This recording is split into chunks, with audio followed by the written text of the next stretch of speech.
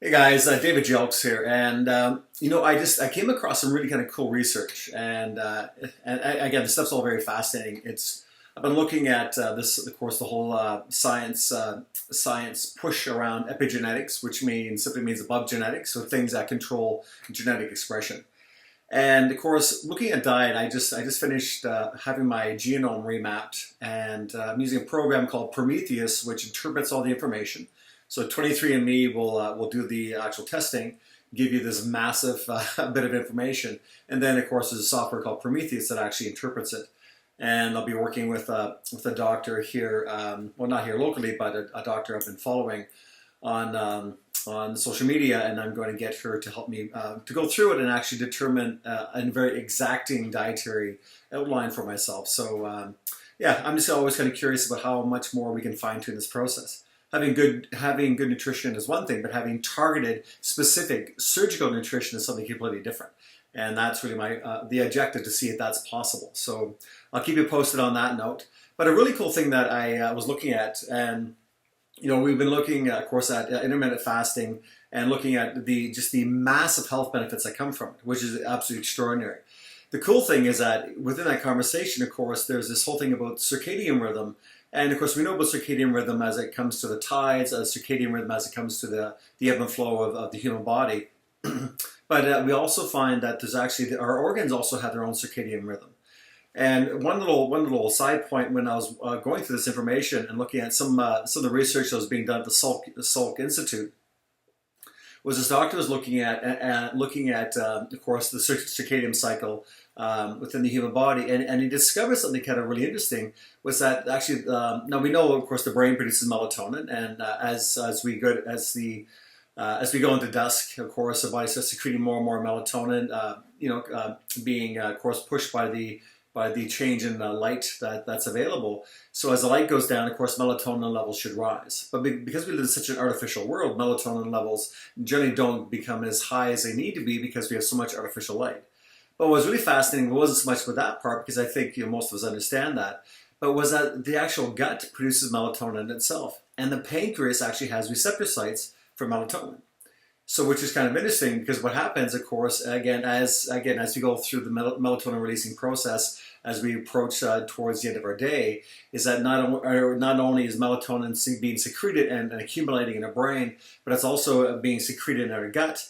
And the pancreas actually having receptor sites for melatonin actually inhibits the secretion of insulin, which means that we become very the challenge is to be able to process sugars after it gets dusk.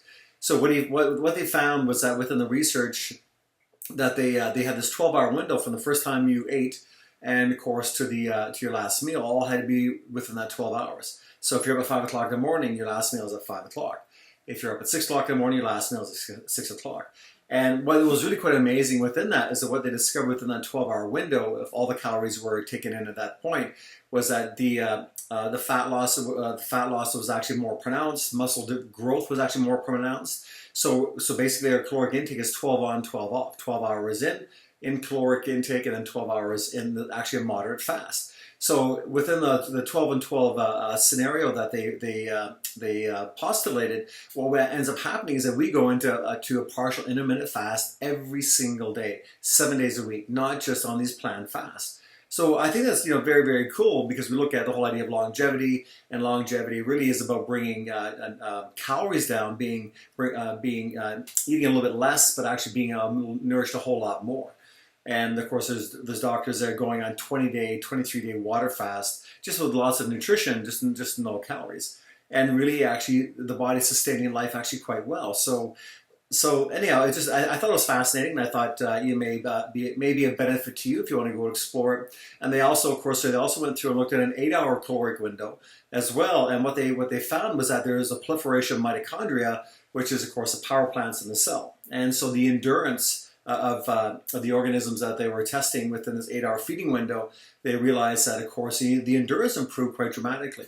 So fat loss, lean muscle tissue development, and of course an improvement in endurance and overall health, because of the tendency for the body to go into this, what they call autophagy, which is the automatic destruction of old worn out cells. So basically, broken down cells will just kind of consume themselves. And anyhow, the whole thing's pretty fascinating. But it's just remember 12-hour windows, 8-hour windows. Whatever you're able to tolerate. But it has some phenomenal health benefits. And see if you can pull it off. This is what I've started doing. I kind of do it naturally anyhow. I'm not much of a late night eater. But just looking at the health benefits and, of course, the ability to get leaner faster and stay lean and stay extremely healthy on top of that, of course, what an extraordinary gift. And we have so much control, but we have to remember we are in control. And as the science comes out and the science starts proving just how much we have to start planning and thinking and really processing, sometimes, the challenges we face are really just a matter of we have a very unique way, our body has a unique way of expressing itself, and we have to start figuring it out, right? So sitting back, being a passive bystander to our own health issues rarely works. So hope you like the science. I hope you take the opportunity to go and actually research it some more. And it's the Salk Institute actually, and really look at circadian rhythm and look at the 12-hour, 8-hour feeding windows if you're kind of curious to follow up on it more. Hope you guys have a great day. See ya.